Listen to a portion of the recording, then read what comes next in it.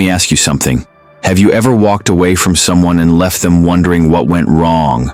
Not because you didn't care, but because they didn't? That's the kind of silence I want to talk about today. The silence that speaks louder than words. The silence that becomes their consequence. Here's the thing about disrespect. It's not always loud. Sometimes it's subtle, dismissive comments, broken promises, or the way they made you feel small in moments when you needed support. Other times it's blatant, cutting words, public humiliation, or actions that screamed, "You don't matter." And while you may have tolerated it for a while, hoping they'd change, something inside you eventually snapped.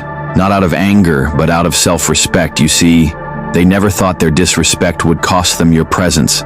They assumed you'd stay, that you'd keep forgiving, keep explaining, keep showing up. They underestimated your strength. But then, one day, you chose silence. Not the kind of silence that begs for attention, but the kind that says, "I'm done." You stopped arguing, stopped explaining, stopped fighting for a connection that only you seemed to value. And that silence, it hit them harder than any words ever could. Because here's the truth, people don't expect silence. They expect reactions, anger, tears, maybe even an apology for things you didn't do.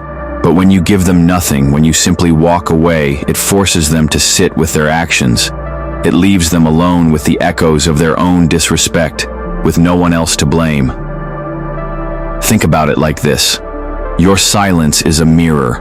It reflects everything they tried to ignore, their mistakes, their selfishness, their inability to value someone who gave them so much. And that reflection? It's haunting. At first, they might brush it off, telling themselves they don't need you. But over time, your absence becomes undeniable. They start to notice the void, the lack of your support, your kindness, your presence.